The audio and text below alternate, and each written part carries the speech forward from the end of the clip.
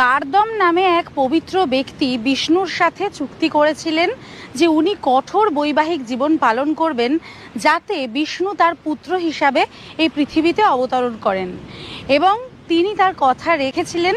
সেই কারণে বিষ্ণু কপিল মুনি হিসাবে বিষ্ণুর অবতার হয়ে অবতরণ করেন মর্তে, এবং সেই হিসাবেই এখানে কিন্তু একদম গঙ্গাসাগরের পাড়ে কপিল মুনির আশ্রম প্রতিষ্ঠিত হয়।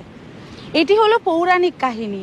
মনে করা হয় যে এখানে তখন সাগর রাজা তার অশ্বমেধ যজ্ঞের আয়োজন করছিলেন একদিন, এবং সেই সময় তার একটি ঘোড়া অদৃশ্য হয়ে যায়, এবং সেই ঘোড়াটিকে চুরি করেন স্বয়ং ভগবান ইন্দ্র।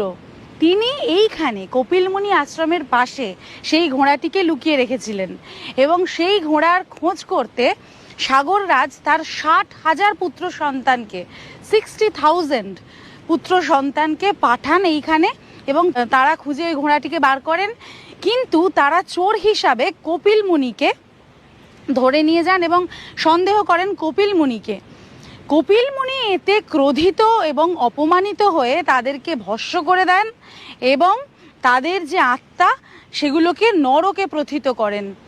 এবার এইভাবে নরকে প্রথিত হওয়ার পর সাগর রাজা কপিল মুনির কাছে তো খুব আকুতি মিনতি করতে থাকেন যে তার ছেলেদের যাতে মোক্ষ লাভ হয়, অন্তত তাদের স্বর্গ লাভ হয়, এই কারণে তাদের ভুল যাতে স্বীকার করতে পারেন তারা।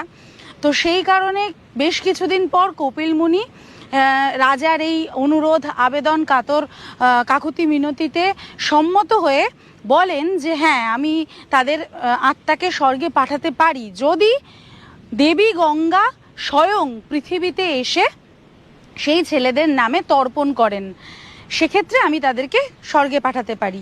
এবং সেই কথা মতন ভগবান শিবের আদেশে দেবী গঙ্গা মর্তে অবতরণ করেন এবং সেই 60,000 পুত্রের তর্পণ করেন এই সাগরে। তারপর সেই পুত্রদের আত্মা স্বর্গে যায় এবং তাদের মোক্ষ লাভ হয়। কিন্তু দেবী গঙ্গা আর স্বর্গে ফেরত যান না, তিনি মা গঙ্গা হিসাবে এই গঙ্গা সাগরেই থেকে যান।